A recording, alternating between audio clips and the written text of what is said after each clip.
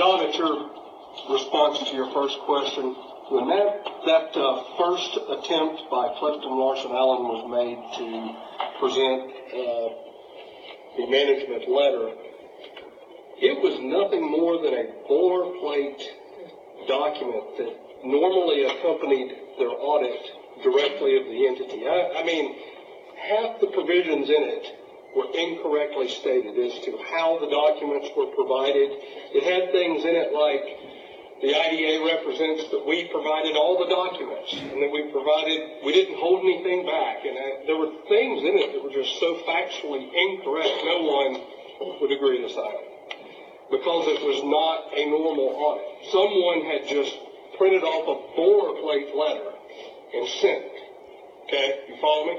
So we told them we weren't signing it. They agreed. They looked at it and said, wow, well, yeah, we kind of messed that up. That shouldn't have been that way. Meaning Clifton Larson Allen said that. So they said, we'll split it out and we'll send you a letter and CareSync a letter because you guys did different things.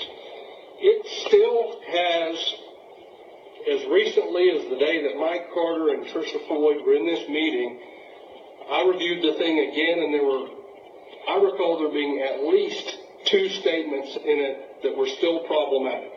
And I pointed them out to them. They said, well, they'll take a look at it, go through it with their legal.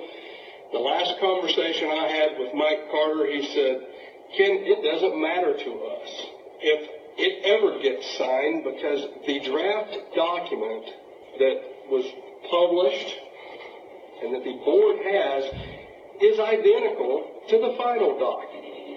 Bottom line, we'll remove the watermark, and the document you have is the document. It's not going to change one letter except for removal of the word draft.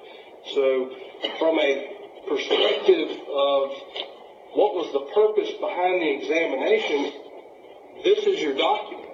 It's not going to change. It's just semantics, whether or not it is the draft or it is the document. It's not changing. So as far as I know, there is a management letter still sitting out there that had at least 2 objectionable provisions in it from my perspective that I wouldn't recommend the board sign, especially when you're in litigation.